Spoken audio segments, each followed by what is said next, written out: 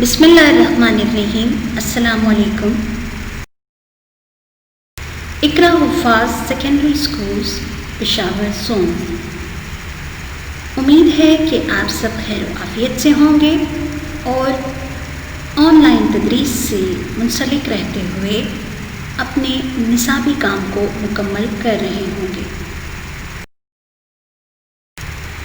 جماعت ہفتم مضمون اردو میں سبق نمبر 10، جس کا عنوان ہے تحریک پاکستان میں خواتین کا کردار۔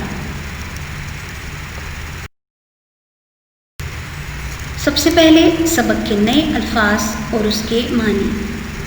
جدوجہد، کوشش، پرورش و پرداخت۔ پرورش مطلب تعلیم و تربیت، پرداخت دیکھ بھال، انتھک بے تحاشا یا زیادہ، منعقد انعقاد پانے والا،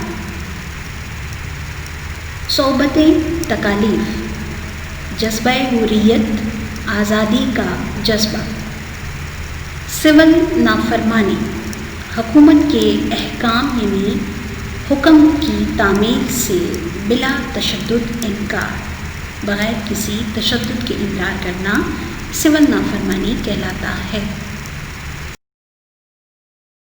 آئیے بچوں سبق کا مطالعہ کرتے ہیں۔ کہہ رہے ہیں کہ کسی بھی قوم یا ملک کی آبادی میں تقریباً 50% حصہ خواتین کا ہوتا ہے، اور تاریخ سے یہ بات ثابت ہے کہ جو قومیں خواتین کو ان کے بنیادی حقوق سے محروم رکھتی ہیں، یعنی جہاں جس قوم میں عورتوں کو ان کے بنیادی حقوق نہ ملیں اور انہیں زندگی کی بھاگ دوڑ میں اور ملکی و ملی ذمہ داریوں میں حصہ نہیں دیتے، تو ایسی قومیں عموماً ترقی سے محروم رہ جاتی ہیں۔ اسی لیے کہا جا رہا ہے کہ جب قائد اعظم محمد علی جناح نے تحریک آزادی کی قیادت سنبھالی تو اس بات پر زور دیا کہ خواتین بھی آزادی کی اس جدوجہد میں بڑھ چڑھ کر حصہ لیں۔ جی ہاں بچوں، تاریخ میں یہ بات واضح ہے کہ پاکستان کی آزادی میں جن لوگوں نے حصہ لیا ان میں خواتین بھی شامل تھیں۔ آج اس سبق میں ہم انہی خواتین کی خدمات اور کارناموں کے بارے میں جانیں گے۔ جی محمد علی جناح کے بارے میں بتایا جا رہا ہے کہ انہوں نے خواتین کو جدوجہد آزادی میں بڑھ چڑھ کر حصہ لینے پر آمادہ کیا، اور یہ مقصد حاصل کرنے کے لیے بھی انہوں نے اپنا بھرپور کردار ادا کیا۔ کہہ رہے ہیں ایک موقع پر قائد اعظم محمد علی جناح نے فرمایا تھا کہ کوئی قوم اپنی عظمت کی بلندیوں تک نہیں پہنچ سکتی جب تک اس کی خواتین قومی جدوجہد میں پہلو بہ پہلو یعنی ساتھ ساتھ شانہ بشانہ شامل نہ ہوں۔ کہہ رہے ہم لوگ بری رسموں کا شکار ہیں، مگر میں جو کہتا ہوں تو اس کا مطلب یہ نہیں کہ ہم مغربی زندگی کی برائیوں کی نقل کریں، بلکہ ہمارا مقصد یہ ہے کہ اپنی عورتوں کا مرتبہ اسلامی تصورات اور معیار کے مطابق بلند کریں۔ جی ہاں، اسلام میں عورت کا مقام کوئی ڈھکا چھپا نہیں۔ قائد اعظم بھی یہی فرما رہے ہیں کہ اسلامی تصورات کے مطابق عورت کو اس کا مرتبہ اور اس کی شان کے مطابق مرتبہ دینا چاہیے۔ کہہ رہے ہیں آپ اپنی عورتوں کی رفاقت زندگی کے ہر شعبے میں حاصل کریں۔ رفاقت مطلب دوستی، ساتھ، اور مغربی سوسائٹی کی یعنی مغربی معاشرے کی بدعمالیوں سے یعنی برے اعمال سے اپنا دامن بچائے رکھیں۔ اگر کہتے ہیں عورت خود جاہل اور بے خبر ہو یعنی پڑھی لکھی نہ ہو تو آپ اس سے یہ توقع کبھی نہیں کر سکتے، توقع مطلب یہ امید کبھی نہیں کر سکتے کہ وہ آپ کے بچوں کی پرورش و پرداخت یعنی تعلیم و تربیت اور دیکھ بھال اچھے طریقے سے کرے گی۔ اگر اس کے مقابلے میں عورت تعلیم یافتہ ہوگی تو اس میں یہ صلاحیت یعنی یہ گڑ، یہ ہنر اور یہ قوت موجود ہوگی کہ وہ بچوں کی پرورش اور دیکھ بھال صحیح رخ پر کر سکے۔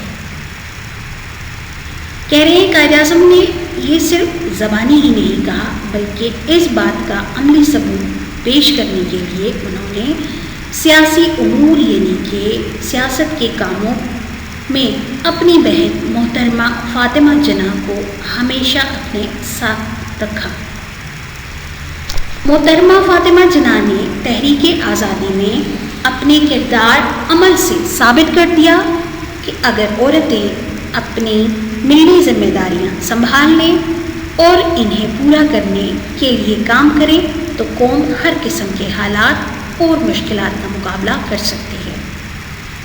یعنی محترمہ فاطمہ جناح نے یہ کہا کہ عورتیں اپنے فرائض اور اپنی ذمہ داریوں کو پہچان کر مردوں کی شانہ بشانہ رہ کر کام کریں گی تو کسی قوم کو جو مشکلات پیش آئیں گی تو ان مشکلات کا حل سامنے آ سکے گا۔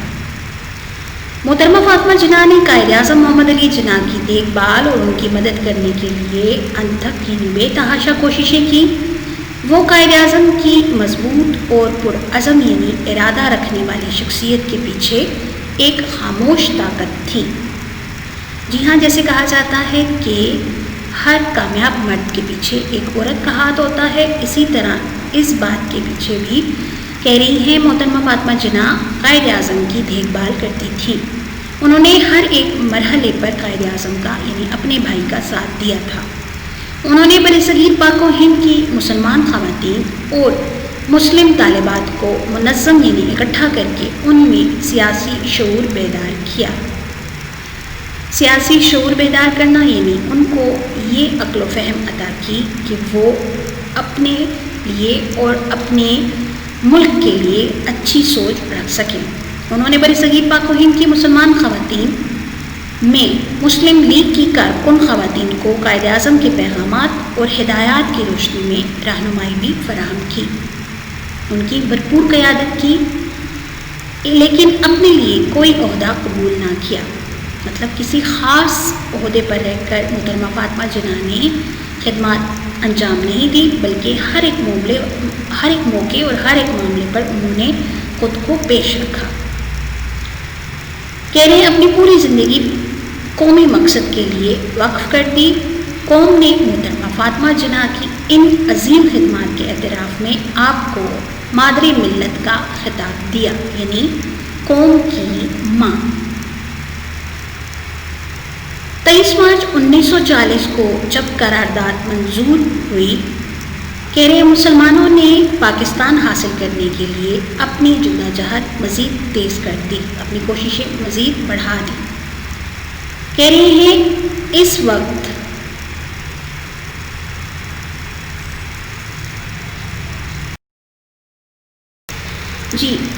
وقت مردوں کے ساتھ ساتھ خواتین نے بھی اپنے قدم آگے بڑھائے۔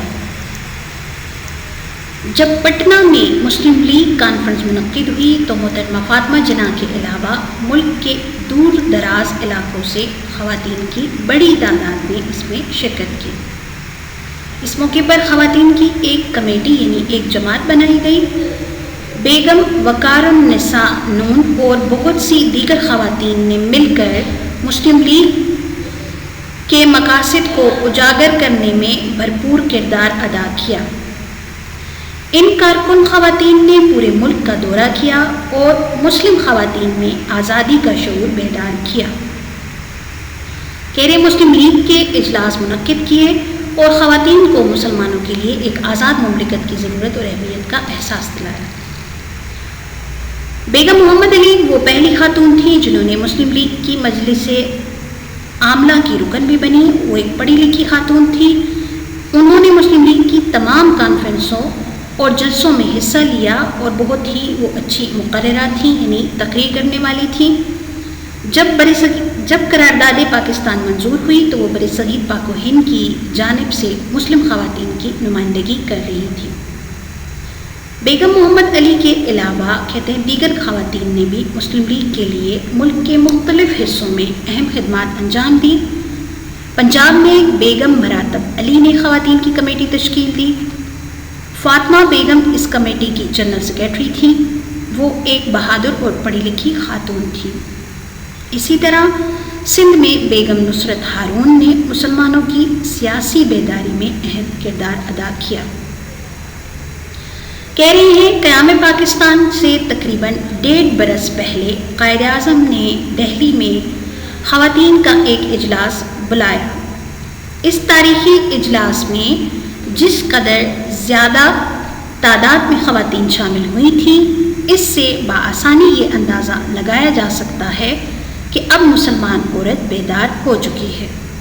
اس موقع پر قائد اعظم نے خواتین سے خطاب کرتے ہوئے کہا، مجھے خواتین کے متحد ہونے پر بے حد خوشی ہے۔ دراصل خواتین کا یہ اتحاد اور تنظیم ہی کامیابی کی منزل تک پہنچائے گی۔ کہہ رہے فروری 1947 میں پنجاب میں مسلم لیگ نے خضر حکومت کے خلاف سول نافرمانی کی تحریک کا جب آغاز کیا تو اس موقع پر ملک کے تمام صوبوں سے خواتین بڑی تعداد میں لاہور آئی تھیں۔ کہہ رہے ہیں کہ انہوں نے سول نافرمانی کی تحریک میں بھرپور حصہ لیا اور احتجاجی جلوس منعقد کیے۔ اس طرح خواتین کو مختلف مصائب سے دوچار بھی ہونا پڑا، یعنی بہت سی مصیبتیں اور تکالیف ان پر مشکلات ٹوٹ پڑی۔ ان پر لاٹھی چارج تک ہوا، یعنی مار پیٹ ہوئی، آنسو گیس کے گولے بھی برسائے گئے۔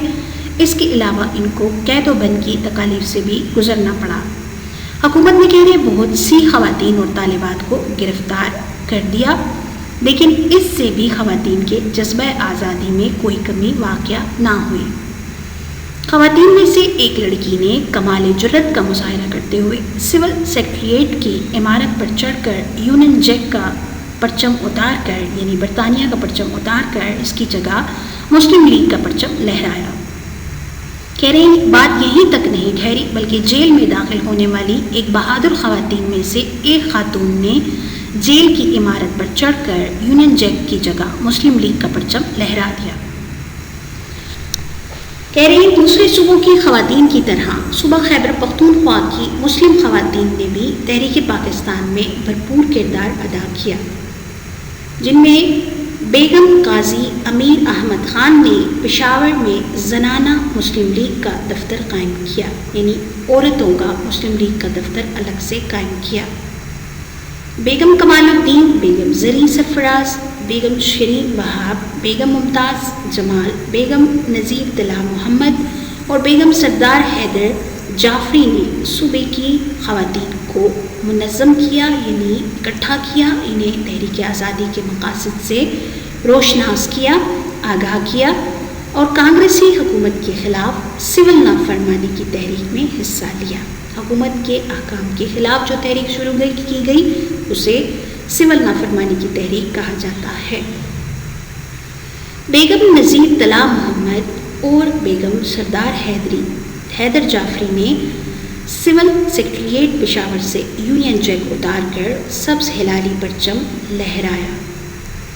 کہہ رہے لارڈ ماؤنٹ بیٹن کی پشاور آمد پر 50,000 برقع پوش خواتین نے جلوس نکال کر لارڈ ماؤنٹ بیٹن انگریزی حکمران، تو کہہ رہے ہیں 50,000 برقع پوش خواتین نے جلوس نکال کر مسلم لیگ اور پاکستان کے حق میں نعرے لگائے۔ کہہ رہے خواتین کی اس جد و جہد کی بدولت قیام پاکستان سے چند ماہ قبل جب عام انتخابات منعقد ہوئے تو مسلم لیگ نے ان انتخابات میں واضح اکثریت حاصل کر کے مسلمانوں کے لیے حصول پاکستان کا راستہ ہموار کیا۔ قیام پاکستان کے بعد خواتین کی ملی خدمات کے اعتراف کے طور پر پہلی قانون ساز اسمبلی میں ان کے لیے 2 نشستیں یعنی 2 سیٹیں مختص خاص کی گئی۔ بیگم شائستہ اکرام اللہ اور بیگم جہاں آرا شاہ نواز ان نشستوں پر اسمبلی کی ممبر منتخب ہوئیں۔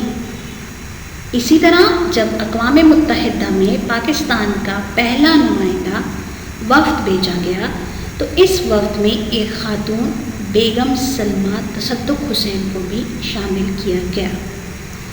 قائم پاکستان کی تاریخ میں ان خواتین کی عملی جدوجہد کو ہمیشہ سنہری حروف سے لکھا جائے گا۔ ورک بک کا کام ہے سبق نمبر 10 تحریک پاکستان میں خواتین کا کردار، صفحہ نمبر 26۔ سوال نمبر 1 ہے خالی جگہ پر کریں۔ قیام پاکستان کے بعد خواتین کی خدمات کے اعتراف کے طور پر اسمبلی میں ان کے لیے 2 نشستیں مختص کی گئیں۔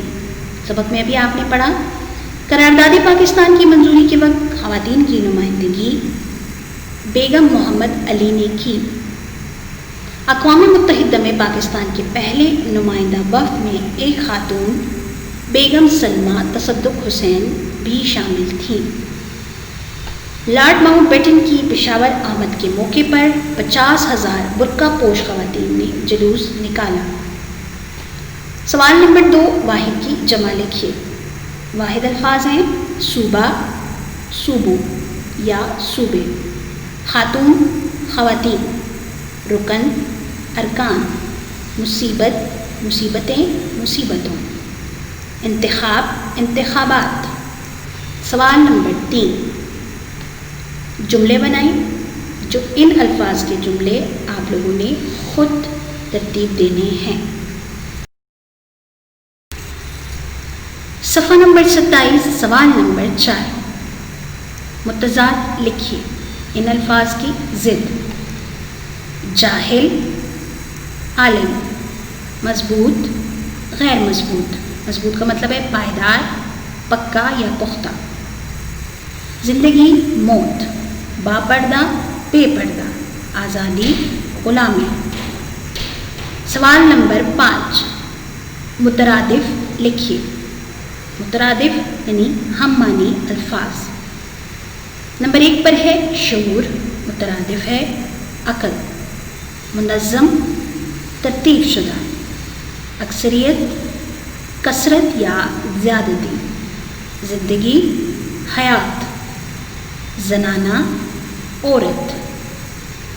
سوال نمبر 6 مختصر سوالات کے جوابات تحریر کریں۔ بچوں یہ کام نوٹ بک میں کیا جائے گا۔ نوٹ بک کا صفحہ آپ کے سامنے موجود ہے۔ سبق کا عنوان اور سوالات و جوابات کی ہیڈنگ کے بعد مختصر سوالات کے جوابات تحریر کرنے ہیں۔ نمبر 1 پر ہے محترمہ فاطمہ جناح نے ملک و ملت کے لیے کیا خدمات انجام دیں؟ محترمہ فاطمہ جناح نے مسلمانوں اور طالبات کو منظم کر کے ان میں سیاسی شعور بیدار کیا، اپنی پوری زندگی قومی مقاصد کے لیے وقف کر دی۔ قوم نے محترمہ فاطمہ جناح کی ان خدمات کے اعتراف میں انہیں مادر ملت کا خطاب دیا۔ سوال نمبر 2 ہے قائد اعظم اس بات پر کیوں زور دیتے تھے کہ خواتین تحریک آزادی میں بھرپور حصہ لیں؟ جواب ہے قائد اعظم محمد علی جناح نے اس بات پر زور دیا کہ خواتین تحریک آزادی میں ضرور حصہ لیں، کیونکہ کوئی قوم اس وقت تک اپنی عظمت کی بلندیوں تک نہیں پہنچ سکتی جب تک اس قوم کی خواتین قومی جدوجہد میں پہلو بپہلو شامل نہ ہوں۔ سوال نمبر 3 ہے صوبہ سرحد کی ان خواتین میں سے چند کے نام بتائیے جنہوں نے تحریک آزادی میں نمایاں کردار ادا کیا۔ جواب ہے تحریک آزادی میں نمایاں کردار ادا کرنے والی صوبہ سرحد کی خواتین کے نام مندرجہ ذیل ہیں۔ نمبر 1 بیگم قاضی امیر خان۔ نمبر 2 بیگم کمال الدین۔ نمبر 3 بیگم زری سرفراز۔ نمبر 4 بیگم شیرین وہاب۔ نمبر 5 بیگم طلعہ محمد۔